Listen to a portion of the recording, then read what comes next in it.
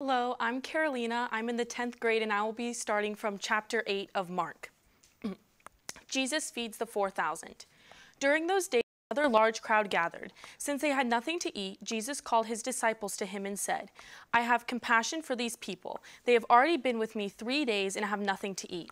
If I send them home hungry, they will collapse on the way because some of them have come a long distance." His disciples answered, "But where in this remote place can anyone get enough bread to feed them?" "How many loaves do you have?" Jesus asked. "7," they replied. He told the crowd to sit down on the ground. When he had taken the 7 loaves and given thanks, he broke them and gave them to his disciples to distribute to the people, and they did so. They had a few small fish as well. He gave thanks for them also and told the disciples to distribute them. The people ate and were satisfied. Afterward, the disciples picked up 7 basketfuls of broken pieces that were left over. About 4,000 were present.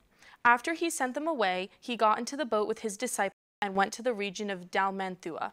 The Pharisees came and began to question Jesus. To test him, they asked him for a sign from heaven. He sighed deeply and said, "Why does this generation ask for a sign? Truly I tell you, no sign will be given to it." Then he left them, got back into the boat, and crossed to the other side. The yeast of the Pharisees and Herod. The disciples had forgotten to bring bread, except for 1 loaf they had with them in the boat. "Be careful," Jesus warned them. "Watch out for the yeast of the Pharisees and that of Herod." They discussed this with one another and said, "It is because we have no bread." Aware of their discussion, Jesus asked them, "Why are you talking about having no bread? Do you still not see or understand? Are your hearts hardened? Do you have eyes but fail to see and ears but fail to hear? And don't you remember when I broke the 5 loaves for the 5,000, how many basketfuls of pieces did you pick up?" 12, they replied. "And when I broke the 7 loaves for the 4,000, how many basketfuls of pieces did you pick up?" They answered, 7. He said to them, "Do you still not understand?" Jesus heals a blind man at Bethsaida. They came to Bethsaida, and some people brought a blind man and begged Jesus to touch him. He took the blind man by the hand and led him outside the village. When he had spit on the man's eyes and put his hands on him, Jesus asked, "Do you see anything?" He looked up and said, "I see people. They look like trees walking around." Once more, Jesus put his hands on the man's eyes. Then his eyes were opened, his sight was restored, and he saw everything clearly. Jesus sent him home, saying, "Don't even go into the village." Peter declares that Jesus is the Messiah. Jesus and his disciples went on to the villages around Caesarea Philippi. On the way, he asked them, "Who do people say I am?"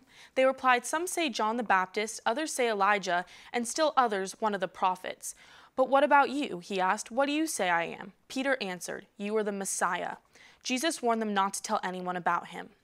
Jesus predicts his death. He began to teach them that the Son of Man must suffer many things and be rejected by the elders, the chief priests, and the teachers of the law, and that he must be killed and after 3 days rise again. He spoke plainly about this, and Peter took him aside and began to rebuke him. But when Jesus turned and looked at his disciples, he rebuked Peter. "Get behind me, Satan," he said. "You do not have in mind the concerns of God, but merely human concerns." The way of the cross. Then he called the crowd to him along with his disciples and said, "Whoever wants to be my disciple must deny themselves and take up their cross and follow me. For whoever wants to save their life will lose it, but whoever loses their life for me and for the gospel will save it. What good is it for someone to gain the whole world yet forfeit their soul? Or what can anyone give in exchange for their soul?